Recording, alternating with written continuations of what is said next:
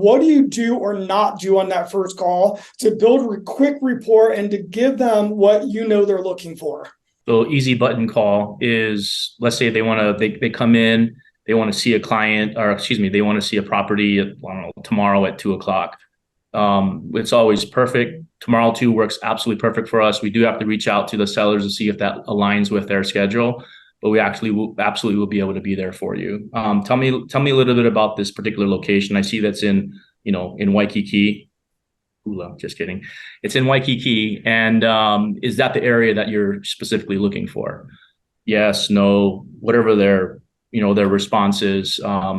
I noticed that there's two other properties that are also in Waikiki that kind of match that description of what you were interested in. I can also set those up for you. So you mentioned 2 o'clock tomorrow. Would we be able to go from 2 to 3, or however long it takes you to migrate between your listings, right?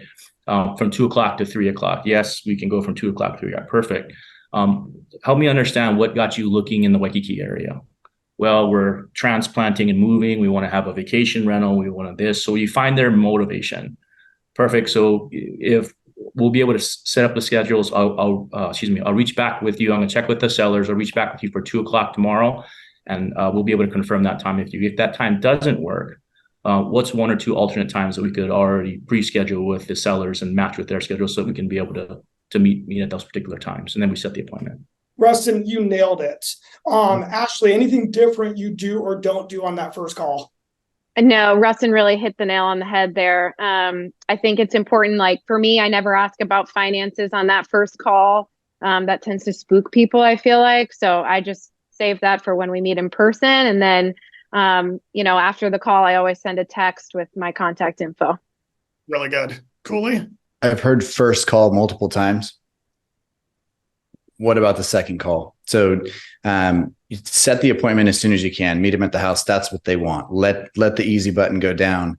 I know a lot of people, and 95% of agents prefer to work through text, and that's fine. So does the client. But in this case, what is a good time to call you back to confirm that time will work for the seller to call you back?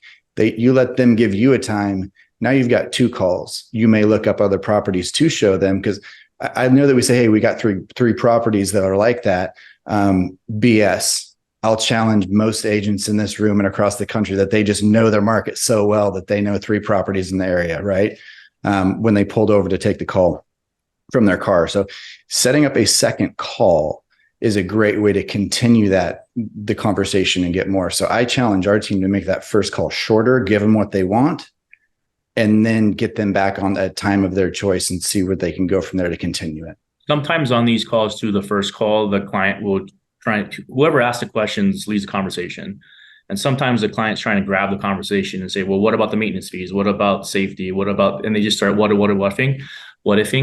And there's there's a thing called the squirrel method, which basically is that you get all of their objections up front. So perfect. You mentioned that the schools in the area are important to you. What else is important to you? And you what else them until you get all, is there anything else? Nope, that's it. It's the schools. I want to make sure I've got parking, and I want to make sure that, amenities are in a very, very close proximity to where the building is.